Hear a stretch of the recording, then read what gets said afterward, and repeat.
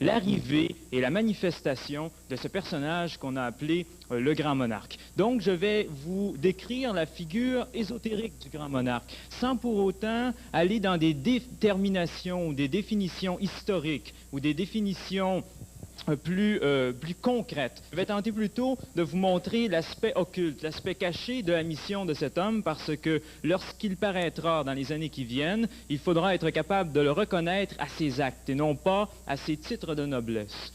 Le grand monarque, d'abord, ce n'est pas un homme.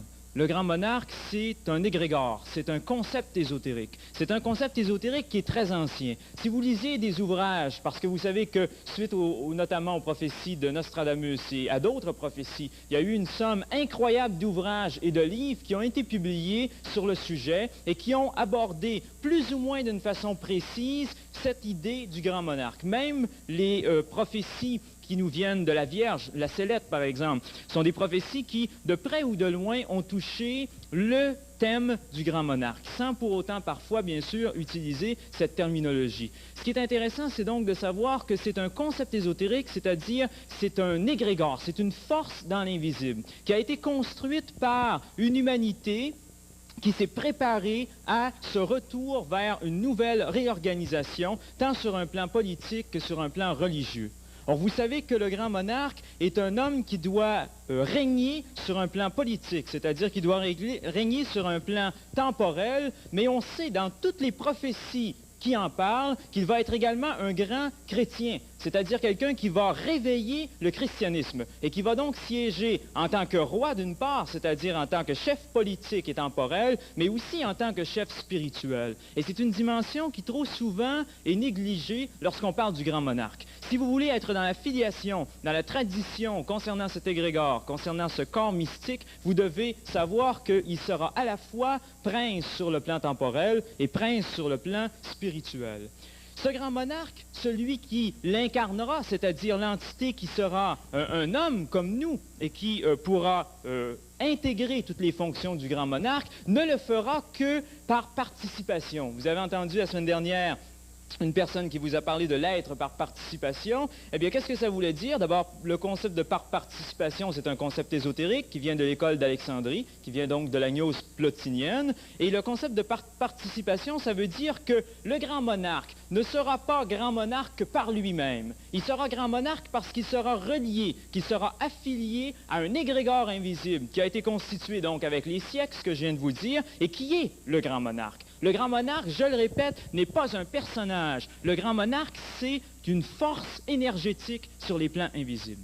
Et il y a, à cause de cela, des hommes qui, sur cette planète, ont toujours entretenu une espèce de culte au grand monarque. Il y a ce qu'on appelle le corps mystique du grand monarque, c'est-à-dire qu'il y a des hommes sur cette planète qui sont tous reliés ensemble par un lien spirituel et qui font en sorte d'entretenir sur les plans invisibles cet égrégore. Comme je suis personnellement lié à un groupe dont la mission occulte est justement de préparer l'avènement du grand monarque, je vais donc être obligé, sur certains aspects, de ne pas aller plus loin. Mais je vous dis simplement qu'il y a un groupe actuellement sur la planète qui vise justement la reconstitution des forces qui vont permettre au grand monarque de siéger. Alors ça, c'est, disons, une introduction pour vous spécifier que ce grand monarque sera un être en fusion avec des plans d'énergie et d'intelligence supérieure qui sont actuellement préparés par des groupes d'occultistes qui ont pour mission justement de rétablir sur la planète un double trône, c'est-à-dire un trône à la fois temporel et spirituel. À cela, il faut ajouter que, selon la plupart des prophéties, avant que le grand monarque prenne sur Terre une certaine autorité, il va devoir y avoir eu une période de mort. Vous savez que pour passer à quelque chose de neuf, il faut mourir, hein? Et mourir, ça veut dire s'affaiblir dans ce que l'on est et être capable de ses cendres de renaître. C'est la maxime occulte dont je vous ai souvent parlé, « In exis renascere integer », dans la mort, renaître intact et pur. Eh bien, cette mort qui va être donc nécessaire, elle va être vécue à la fois sur le plan politique et sur le plan religieux. Et c'est ce que notre époque est en train de traverser. Notre époque est en train de traverser la période de destruction à la fois des formes politiques et des formes religieuses pour que puisse s'établir à un autre niveau celui qui siégera sur la politique et sur la religion. Sur l'aspect typiquement politique, que se passe-t-il? Eh bien, on sait, et j'ai beaucoup insisté dans des conférences précédentes là-dessus, sur la politique cosmique, entre autres, qu'il y a actuellement des gens qui travaillent à détruire l'autorité politique sur la planète. La plus grande puissance de destruction et de mort au niveau de la politique planétaire, c'est la force de la démocratie, comme je l'ai souvent spécifié. Cette force de démocratie est contraire au concept qu'on appelle la monarchie. Ce n'est pas pour rien qu'on l'appelle le grand monarque. Il sera prince par la monarchie. C'est-à-dire qu'il sera prince par un régime politique qui veut qu'au pouvoir ne soit pas le multiple, mais l'unité. Monarchie, ça vient du mot monade, qui veut dire le un, l'esprit, l'unité. C'est l'esprit un, c'est l'unité qui devra siéger sur le peuple. Ça, c'est le concept même rattaché de manière politique au grand monarque. Donc, sur le plan politique, il y a actuellement des agrégations de toutes les formes monarchiques pour que de ces cendres-là puisse renaître une monarchie planétaire qui sera assurée par un homme et surtout par cet égrégore dont on vient de parler tout à l'heure. Donc, sur le plan politique, les forces de démocratie, les mouvements politiques divers font en sorte de détruire les dernières bases de la monarchie sur la planète. Sur le plan religieux, puisqu'il sera également prince sur le plan religieux, il y a également une destruction qui s'est amorcée d'une manière définitive au Concile de Vatican II, alors que l'Église romaine a commencé à sombrer dans une forme de décadence. Cette étape de destruction de l'Église romaine était normale parce que l'Église romaine a perpétué sur la planète l'Empire romain. Vous savez que le règne du Saint-Père à Rome est tout à fait comparable au règne de l'empereur romain d'autrefois. Et vous savez que le concept du grand monarque est très lié à l'Empire romain, puisque les premières prophéties autour du grand monarque sont arrivées tout de suite après l'effondrement de l'Empire romain. Alors l'Église de Rome, qui était une église hiérarchique, qui était une église dirigé, si on veut, par un empereur qui était le pape, un empereur divinisé, le pape représentant la présence de Dieu sur terre, eh bien, cette Église est en train actuellement de s'effondrer. Et suite à Vatican II, vous savez que le pape qui est issu de Vatican II, pratiquement, Paul VI, avait bien dit que déjà, il sentait que le terme de la mission qui lui avait été confiée était proche. Alors, c'est dans les années 70 que le pape Paul VI révèle cela. Le pape Paul VI, très souvent aussi, a parlé du diable qui s'infiltrait qui aurait gâté les fruits de Vatican II, etc., etc. Donc, on a très bien senti, après le Concile de Vatican II, la pénétration, l'infiltration de puissances adverses à l'intérieur de l'Église de Rome qui progressivement l'ont désagrégée jusqu'à être aujourd'hui une Église en état de mort pratiquement et qui sera dans les années qui viennent totalement remplacée par une nouvelle forme. Donc tant sur le plan politique que sur le plan religieux, nous sommes dans cette période de chaos, dans cette période de déstabilisation nécessaire pour l'établissement éventuel d'une nouvelle structure que sera celle du grand monarque. Le grand monarque qui représentera l'égrégore, ce sera un homme qui aura donc deux filiations. On parle très souvent qu'il aura une filiation des rois de France, ce qui est tout à fait juste, parce que la monarchie française est détentrice des filiations qui ont été remises à l'homme, non pas par d'autres humains, mais par des instructeurs célestes ou extraterrestres, des instructeurs notamment vénusiens en Atlantide. Ces filiations qui ont été remises à des hommes qui étaient à l'époque les initiés, les gens les mieux préparés à assurer le pouvoir temporel sur la planète, ont été passées de génération en génération à travers des sacres qu'on appelle le sacre des rois et ont été d'une manière tout à fait particulière conservées en France. Et c'est pourquoi l'emblème royal de France est la fleur de lys, qui est l'emblème finalement de tout un travail qui doit être réalisé aujourd'hui, c'est-à-dire l'unification des principes inférieurs aux principes supérieurs, c'est-à-dire le ternaire supérieur, les trois lobes du haut, unis au ternaire inférieur, les trois lobes du bas, par le lien du mental, c'est-à-dire la branche transversale. C'est la mission de l'époque arienne qui était symbolisée dans cette fleur de lys parce que la monarchie française avait pour rôle de conserver justement cette mission qui avait été remise à l'homme par nos instructeurs en Atlantide et l'amener à bon port. Vous savez que pour toutes sortes de raisons, sur un plan exotérique, la monarchie française s'est éteinte, mais sur les plans ésotériques, elle demeure toujours. Je connais personnellement un homme en Europe qui détient une filiation des rois de France, une filiation chevaleresque, c'est-à-dire qu'il a été sacré chevalier à travers toute une filiation ininterrompue qui remonte au roi de France. Il y a de ces filiations qui sont cachées, qui sont secrètes, qui sont conservées par des sociétés occultes, parce que c'est les sociétés occultes qui amèneront au pouvoir le grand monarque. Alors ces sociétés occultes sont plus ou moins connues, plus ou moins actives sur un plan exotérique, mais elles conservent surtout ces filiations. Donc on sait d'une part que le grand monarque aura une filiation des rois de France. C'est-à-dire qu'il recevra par transmission rituelle le pouvoir qui était conféré autrefois au roi. Parce qu'un roi avait un pouvoir, il était roi de droit divin, c'est-à-dire qu'il avait réellement un pouvoir qui lui était conféré au moment de son sacre. Tant au niveau du chevalier, qui est, disons, un degré inférieur dans la royauté, qu'au niveau du roi lui-même, qui, justement, par cette transmission, est capable par la suite de siéger sur une nation et de siéger avec une certaine forme de connaissance. Évidemment, ça dépend de ce qu'on en fait. Une filiation, c'est toujours un germe qui est déposé en une personne, qui lui permet d'arriver à être roi, d'arriver à être chevalier. Ça ne fait pas de la personne un roi ou un chevalier. C'est ce qui explique les abus de l'histoire, c'est-à-dire c'est ce qui explique que des rois ont été tout à fait négatifs et qui ont été tout à fait contre le bien de la nation, parce qu'ils avaient certes en eux le germe pour exprimer une royauté qui était conforme au plan de la lumière, mais ils ne l'ont pas développé, ce germe.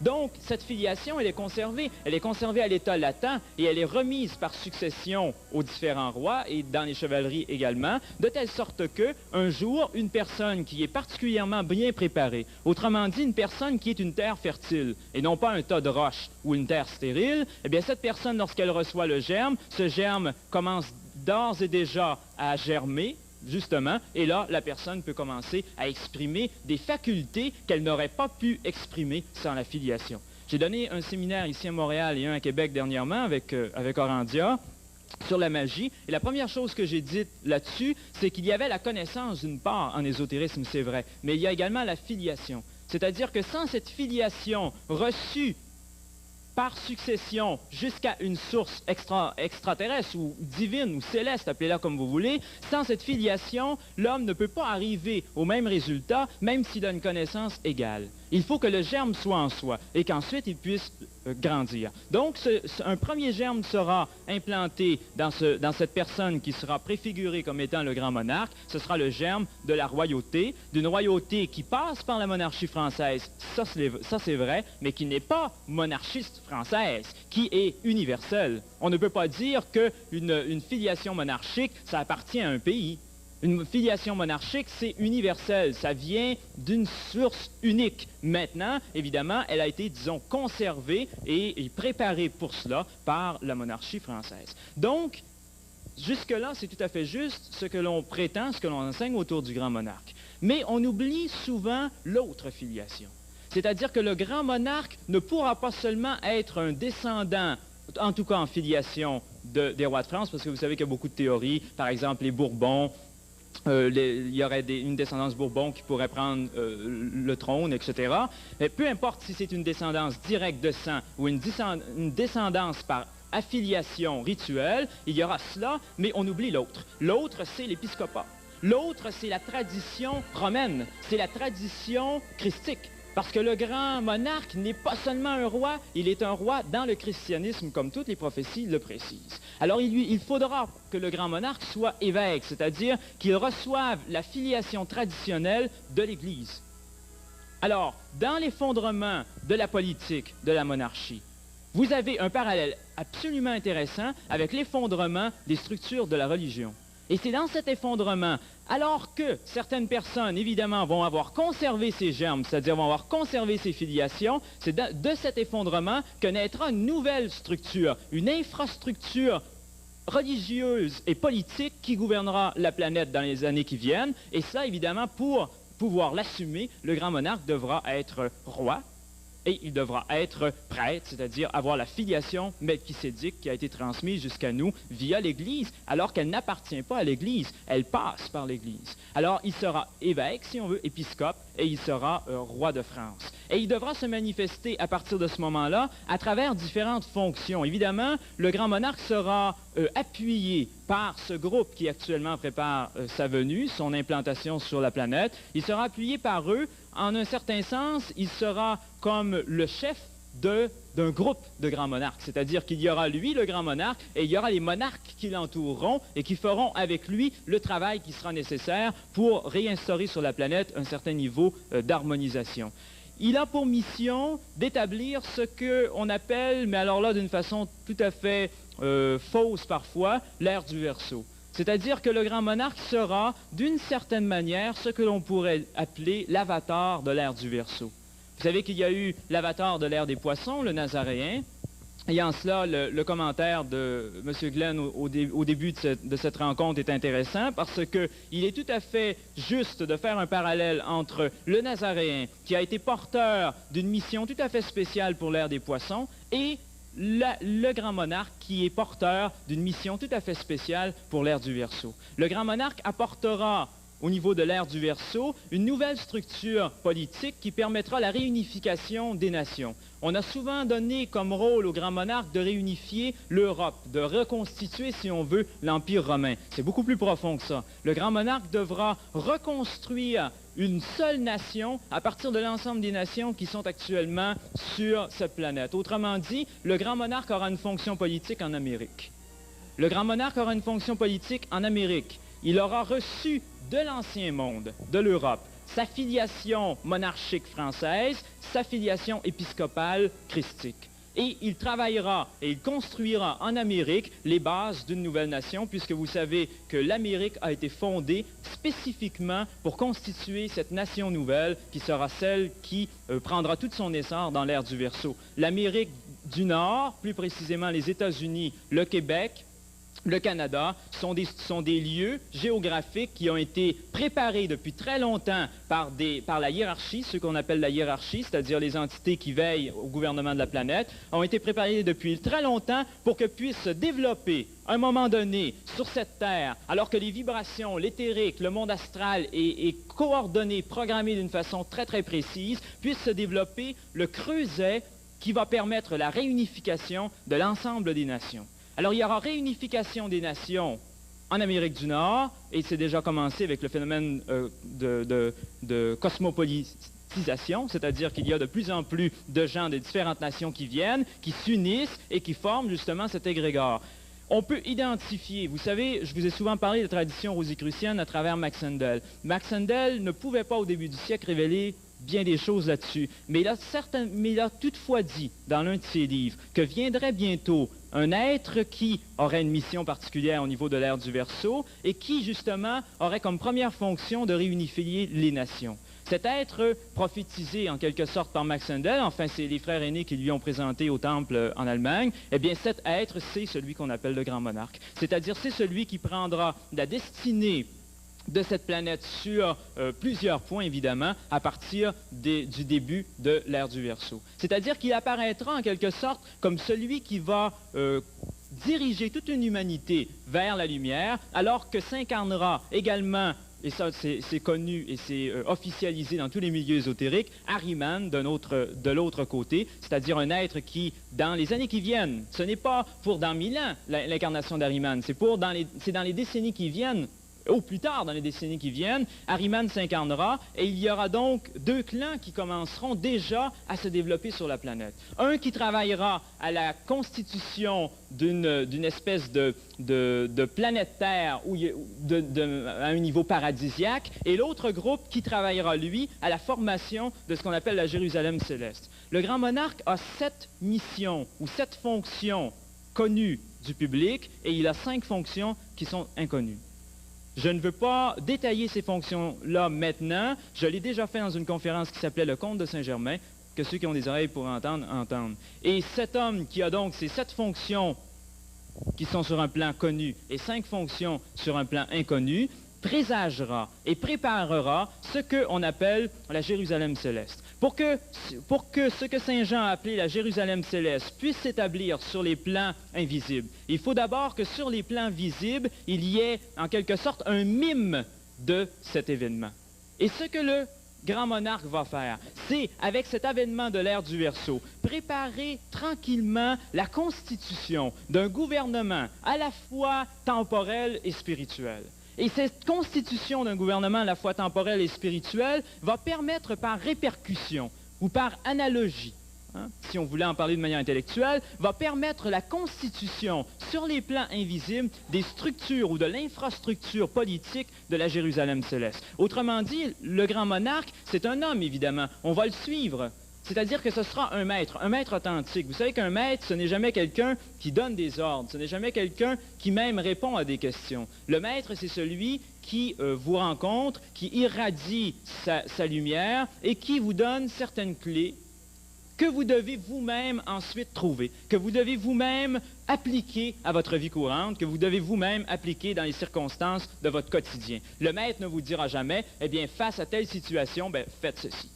Le maître va vous transmettre simplement des clés générales, des clés universelles que vous devrez vous-même adapter à votre situation. Le maître, ce n'est jamais celui qui va vous ordonner quoi que ce soit. Le maître ne fait que suggérer des choses.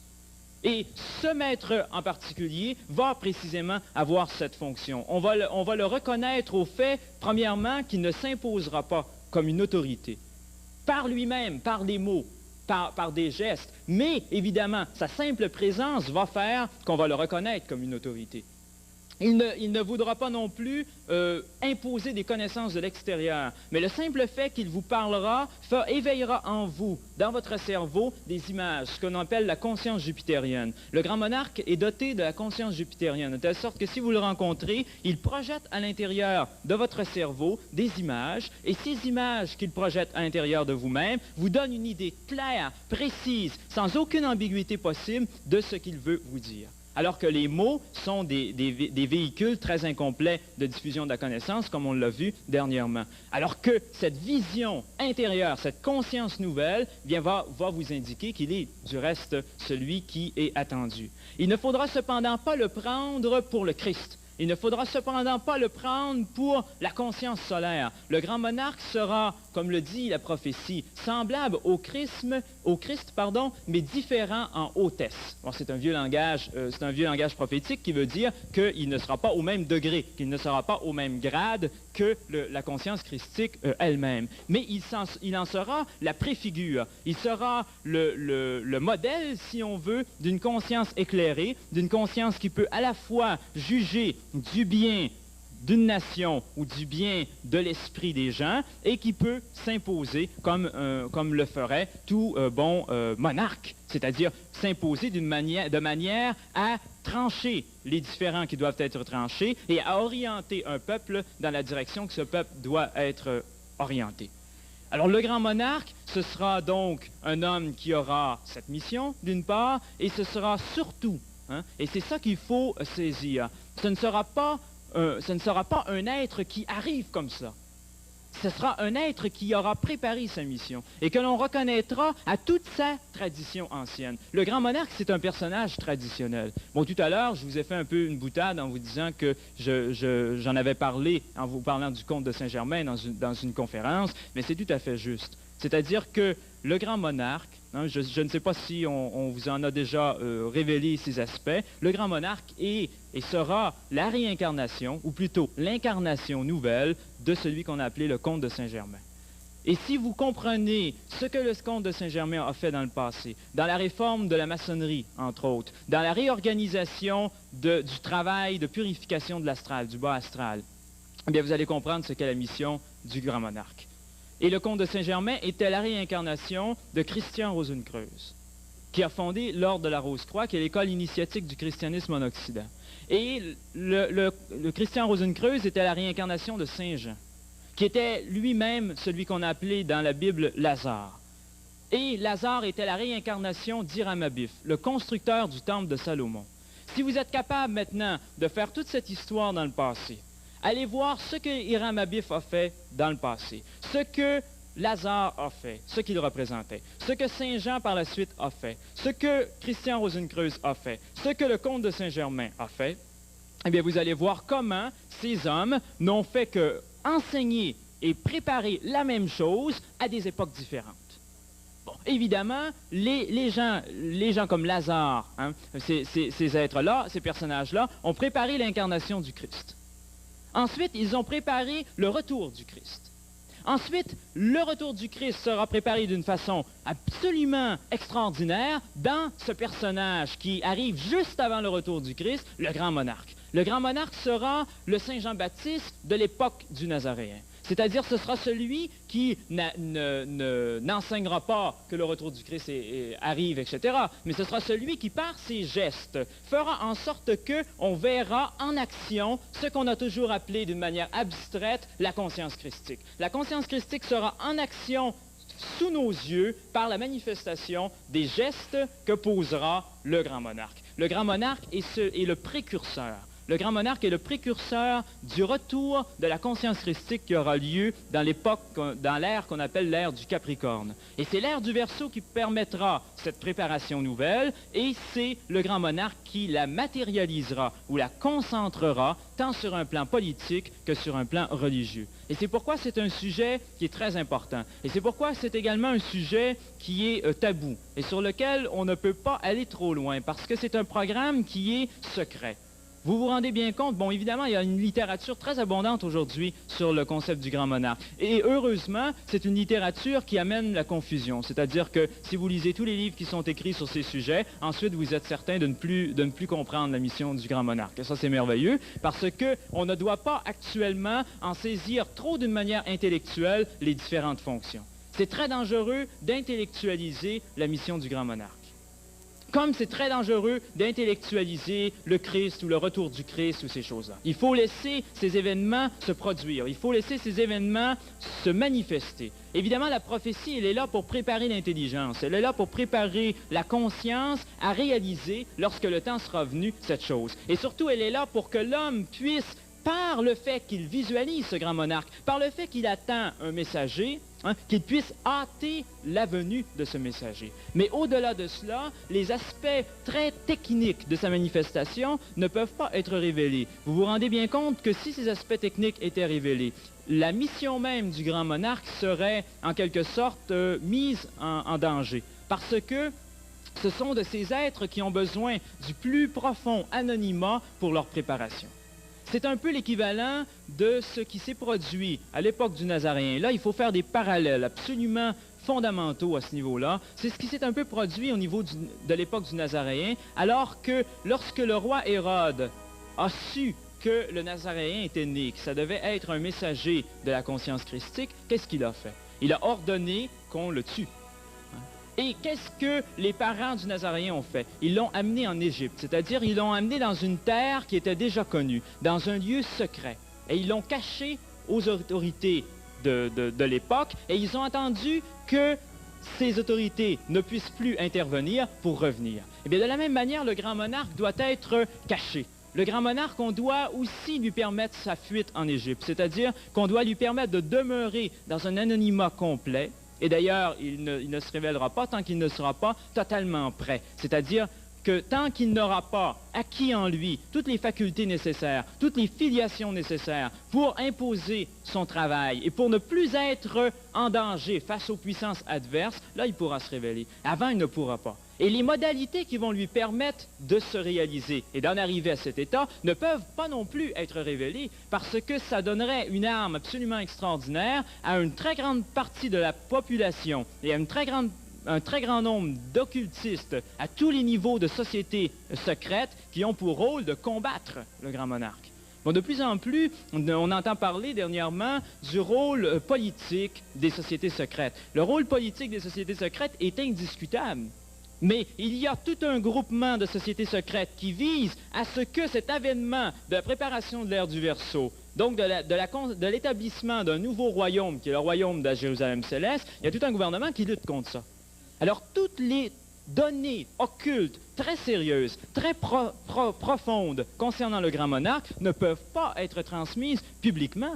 Elles ne peuvent pas être transmises d'ailleurs à personne, sauf à ceux qui sont les outils dans la manifestation, dans la préparation de ce grand monarque. Alors, il faut réaliser une chose qui est très importante. On a cru et on croit de plus en plus que l'enseignement ésotérique est révélé publiquement. Ça, c'est tout à fait faux. Hein? Les secrets, ça demeure des secrets. Et lorsque on vous dit qu'on vous révèle un secret, c'est qu'on vous révèle rien du tout, parce que les secrets, ils sont secrets. Alors, ils sont cachés de par nature, de par leur ontologie même, ils sont secrets. Alors, les secrets de la manifestation du grand monarque ne pourront pas être révélés par aucune forme de recherche, par aucune forme de discours, quel qu'il soit, parce qu'ils appartiennent à ce que on considère de plus secret et de plus sacré sur la planète, c'est-à-dire les programmes instaurés par les puissances de la lumière pour l'établissement d'un gouvernement tel qu'il était au début, c'est-à-dire d'un gouvernement melchisédique, c'est-à-dire qui met ensemble le temporel et le spirituel. Donc les modalités ne peuvent pas être connues, les grandes lignes peuvent être connues. Bon, je vous ai donné tout à l'heure quelques grandes lignes, c'est-à-dire les deux filiations, etc. Alors ce sont des choses qui sont tout à fait connues, tant par la prophétie traditionnelle que dans les milieux ésotériques un peu informés, mais ce sont des choses qui n'ont pas suffisamment de précision pour mettre en danger la mission éventuelle du grand monarque.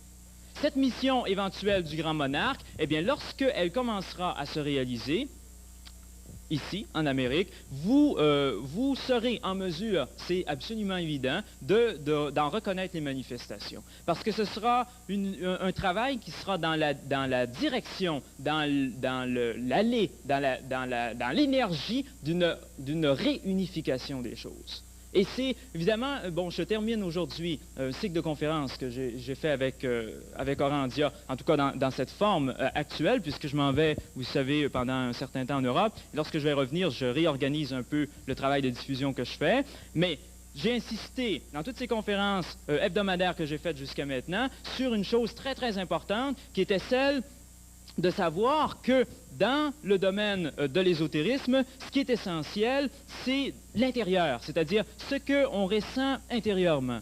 Eh bien, dans ce travail du grand monarque qui arrive, dans toutes ces manifestations nouvelles qui vont se manifester dans les années qui viennent et que nous allons vivre, nous et nos enfants, eh bien, ce seront des événements que nous devrons méditer dans notre cœur, c'est-à-dire des événements que nous devrons intérioriser et sur lesquels nous devrons travailler d'une manière totalement ésotérique. Sinon, c'est le piège. Sinon, c'est la fin de tout. Sinon, on s'enlise dans des relations qui sont des relations éventuellement de domination. Si j'ai tant insisté depuis des semaines et des semaines sur le rapport entre une certaine lutte entre les forces négatives et les forces positives, c'est parce que je sais pertinemment que dans les années qui viennent, c'est cette guerre qui sera déclenchée et que cette guerre, elle est déjà déclenchée. Et sachant que cette guerre, elle est déjà déclenchée, sachant qu'il y a des gens qui sont déjà, sans le savoir, des disciples à la fois des organisations pro-grand monarque et de l'autre côté des organisations qui luttent contre, eh bien, il est absolument essentiel que l'on commence à informer les gens de ce qu'est véritablement l'approche ésotérique. Parce que le salut de l'homme, il vient par l'ésotérisme. Bon, évidemment, vous allez penser que je suis dogmaticien en vous disant ça. Pas du tout. Hors de l'ésotérisme, point de salut. Ça, c'est, évidemment, je paraphrase un auteur célèbre, mais c'est beaucoup plus vrai que ce qui avait été dit originellement. C'est-à-dire que l'ésotérisme est le seul et unique moyen qui nous permet de recevoir de l'intérieur, la seule façon honnête et authentique de recevoir quelque chose, de recevoir de l'intérieur la connaissance. Tous les livres qui sont écrits, tant sur le grand monarque que sur d'autres domaines, tous les discours, toutes les conférences que vous entendez, n'ont de sens que si vous intériorisez ce que vous avez reçu et que vous en faites votre propre chair, votre propre sang, votre propre esprit. Si vous n'êtes pas capable de faire cela, vous n'êtes pas dans l'ésotérisme. Et dans les années qui viennent, beaucoup de gens qui se mettent l'étiquette d'ésotéristes vont en fait œuvrer comme des gourous pour vous manipuler. Et c'est pourquoi il y a une très grande importance, et c'est pourquoi j'aime beaucoup travailler en collaboration avec Orandia.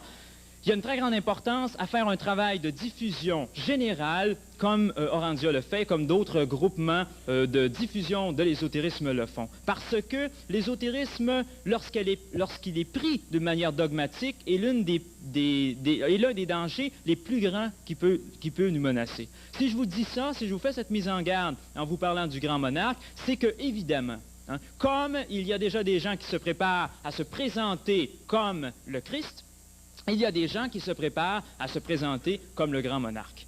Nous sommes autant, évidemment, on est toujours, à chaque époque, autant des faux prophètes. Nous sommes plus particulièrement autant des faux prophètes aujourd'hui, et je connais personnellement des gens qui sont convaincus du fait qu'ils sont le grand monarque et qui se préparent à l'annoncer au monde. Bon, j'en connais au moins deux, hein? C'est déjà bien. Alors, lorsque ces grands monarques vont commencer à pulluler, hein, ils vont commencer à se manifester, parfois, ils auront l'appui des mondes invisibles, c'est-à-dire parfois, ils seront capables de faire ce qu'on appelle des miracles. Ils seront capables de guérir des gens. Ils seront capables de déplacer des objets à distance. Ils seront capables de vous raconter votre histoire, de vous donner vos existences antérieures, etc. Bon. Le grand monarque aura également cette capacité, c'est-à-dire que par ces deux filiations, il sera sur un plan psychique très éveillé, mais les faux grands monarques pourront le faire aussi.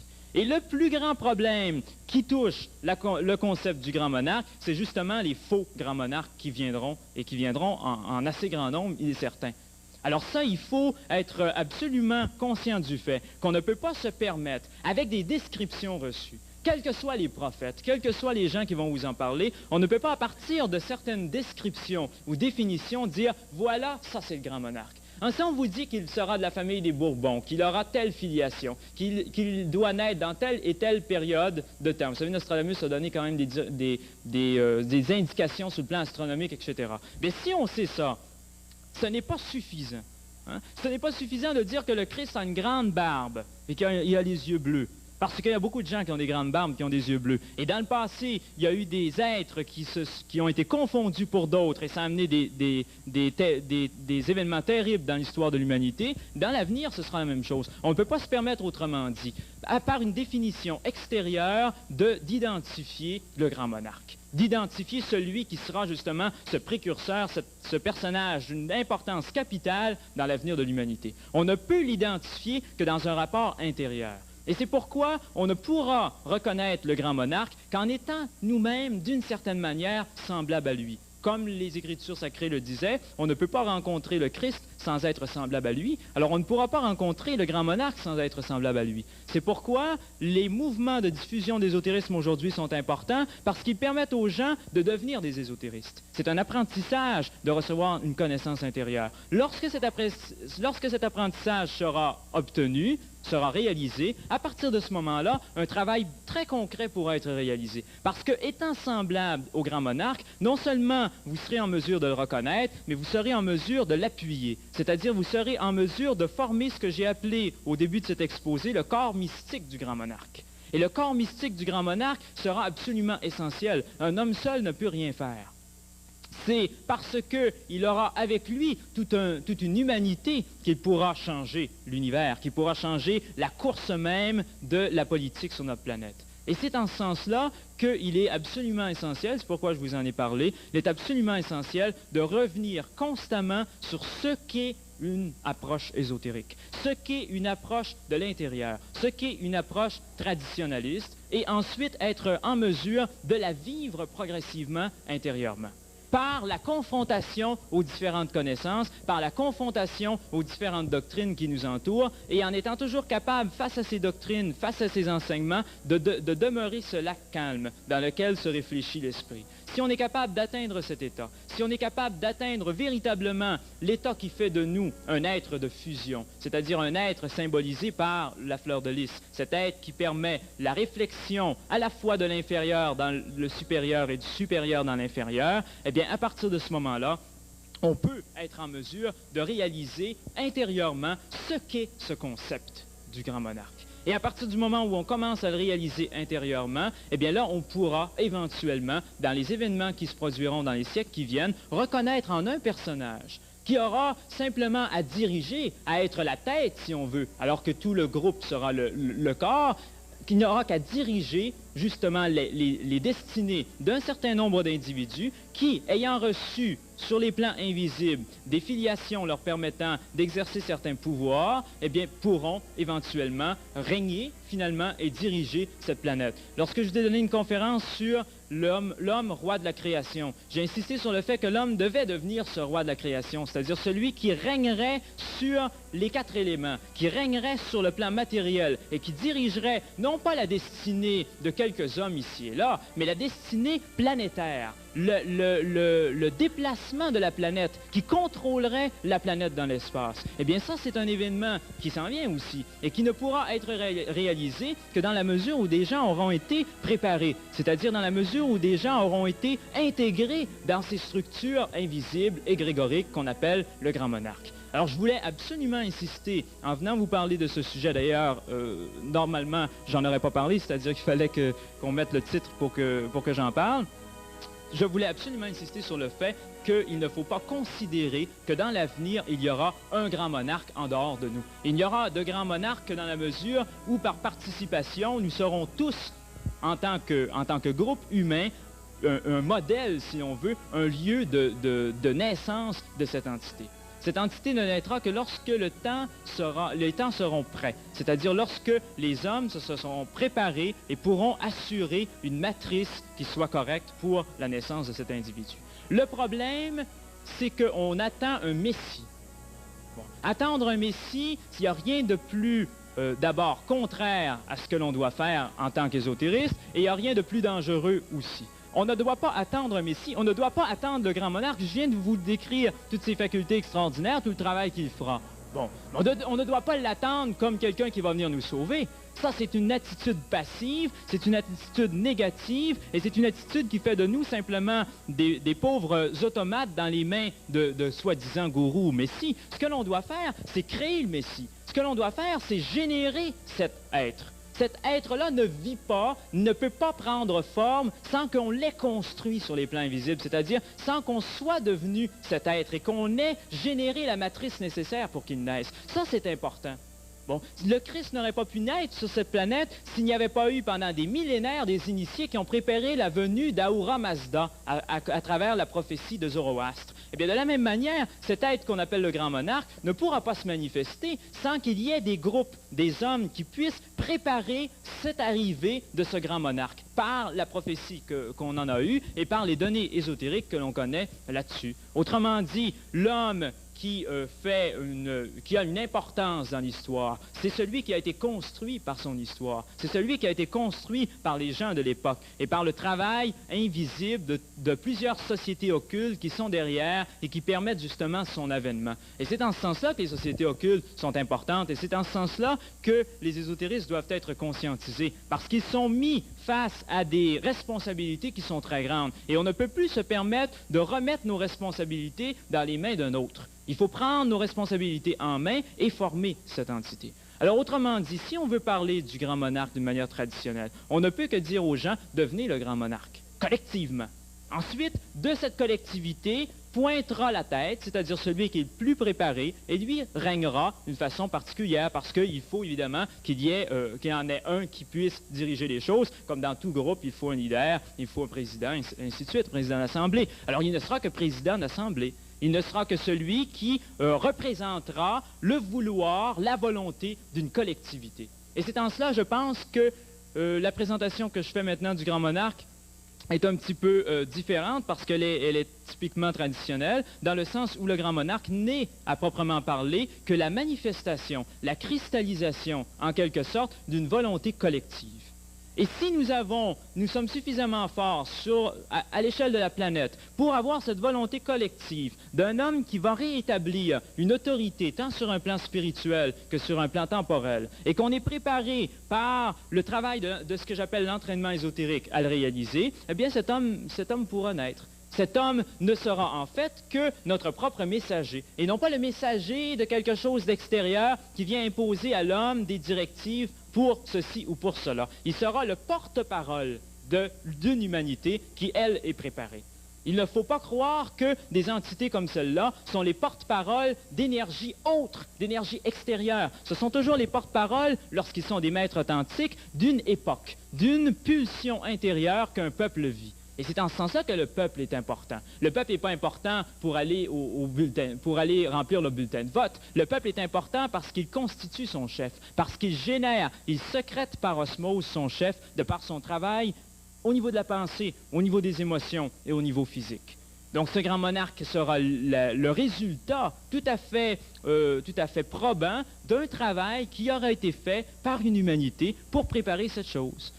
Et les gens qui sont actuellement en train de préparer sa venue, eh bien, ce sont des gens qui travaillent justement dans les directions que je vous ai longuement indiquées dans des conférences précédentes, c'est-à-dire les directions d'une réorganisation politique à l'échelle planétaire et les directions de la fusion entre l'Église exotérique et l'Église ésotérique pour constituer une filiation qui soit harmonieuse au niveau de la tradition christique sur la planète. Et l'union de la filiation de la tradition christique et de la filiation monarchique temporelle permettra l'avènement de ce qu'on appelle le Melchisédek, c'est-à-dire la conscience à la fois temporelle et religieuse, spirituelle, d'un gouvernement politique sur la planète. Voilà ce qu'est le grand monarque, ce que les aspects de ce que je peux vous transmettre concernant le grand monarque dans la vision traditionnaliste et dans la vision Rose-Croix que je représente donc ici au Québec. C'est un être qui aura pour mission de refusionner à ce début de l'ère du Verseau, le temporel et le spirituel, et il ne pourra le faire en Amérique qu'en ayant été investi de l'autorité monarchique et religieuse qu'il aura reçue dans les territoires européens, où dans l'Ancien Monde, la filiation s'y trouve d'une façon totalement probante. Alors qu'en Amérique, la filiation, elle nous vient de l'Europe. Elle nous vient de l'Empire romain pour la religion, elle nous vient de la France pour la monarchie.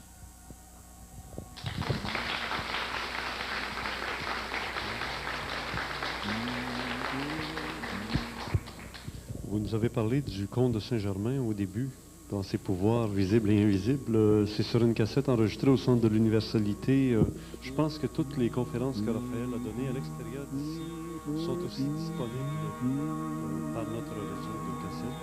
Et, Raphaël, il y a peut-être une question qu'on se pose. Est-ce que le grand monarque serait de nationalité québécoise? Le grand monarque sera fort probablement une personne née en Amérique. Au Canada, au Québec? Peut-être au Canada, peut-être au Québec. À Montréal? Saint-Hilaire, peut-être. Oh non. Est-ce que... Regardez s'il est rouge, là, hein? Il n'y a pas que je dise à Sherbrooke, peut-être? Oui. Et de ce côté-là, il y a des gens qui parlent d'un oriental aussi dans certaines prophéties. Il y a un être en Orient qui est né en février 62, le 4 février 62, alors qu'il y avait une conjonction très importante de planètes dans le signe du Verseau. Et c'est un être qui aura une certaine mission dans l'organisation de l'ère du Verseau, mais dans un plan beaucoup plus lié à l'intégration de l'Orient dans l'Occident. Et il y a aussi des êtres qui sont nés en 62, mais qui sont des entités arimaniennes, c'est-à-dire qui préparent la venue, l'intégration d'Ariman. Il y a les deux entités. En 62, c'est une année très importante, évidemment. C'est une année très importante, pas le mois d'octobre, le mois de février, parce qu'il est né justement des êtres à la fois qui ont la responsabilité d'amener la constitution du retour du Christ par le grand monarque, et l'autre catégorie qui est l'incarnation d'Ariman. Mais il y a un personnage très important, en effet, né en Orient, le 4 février 62, qui devrait se manifester dans les années qui viennent. Raphaël Paillard est né quand? Né le 31 octobre 62. 62. Pas trop loin de là. C'est que les années 60 ont été des années de transformation. On a connu la Révolution tranquille, des choses comme ça. C'est une année de transformation sur les plans visibles comme invisibles. Une nouvelle étape, si on veut. Votre tournée en Europe, le but de la tournée en Europe, c'est en dehors de donner des conférences. Est-ce qu'il y a un but de rapprochement de cette information concernant l'arrivée du grand monarque? Il y a un but ésotérique dont je n'ai pas parlé à personne, sauf avec la personne qui vient avec moi en France. Lorsque je reviendrai, je vous promets, disons, les premiers résultats de cela. Je viendrai vous les donner ici. Vous revenez quand? Je reviens le 4 décembre. Donc peut-être le dernier rendez-vous avant Noël avec nous. Puis après, ben là, on sera en vacances tout le monde. Merci Raphaël Paillard. On se conserve un entretien pour la période de l'émission entre 4h et 5h.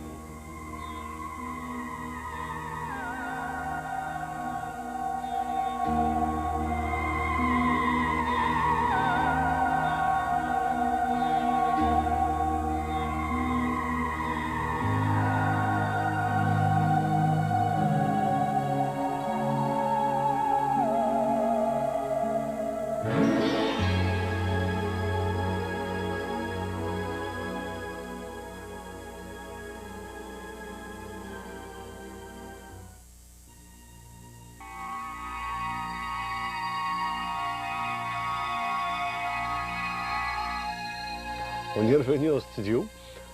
Vous avez sans doute reconnu la musique, le son en tout cas de Star Trek. Parce que Star Trek, c'est une série américaine qui veut passer des messages initiatiques au peuple américain, qui est un peu un peuple d'enfants. Hein? Alors, voyez-vous, à travers Star Trek, on insémine des idées. Entre autres, j'ai changé tous les Turtle Ninja, les intraterrestres là, qui vivent dans les égouts de New York. Là. Mon petit bonhomme, je lui ai acheté des petites figurines de Star Trek, de Next Generation. Vous les reconnaissez sans doute, hein? Les Klingons, puis les personnages de Next Generation. Tiens, le capitaine, il ressemble réellement, là. C'est le portrait conforme au capitaine Picard. Le capitaine Picard, c'est le capitaine de l'entreprise. C'est le vaisseau spatial important qui est parti des États-Unis, et puis c'est une histoire dans le futur. Mais pourquoi les Américains auraient choisi un Français, le capitaine Jean-Luc Picard, un Français, pour représenter le chef de l'entreprise? Est-ce que c'est pas pour éduquer déjà le peuple américain à comprendre qu'un jour, ce sera un Français qui dirigera la planète Terre? Un descendant de la royauté française, que nous, on appelle en ésotérisme le grand monarque.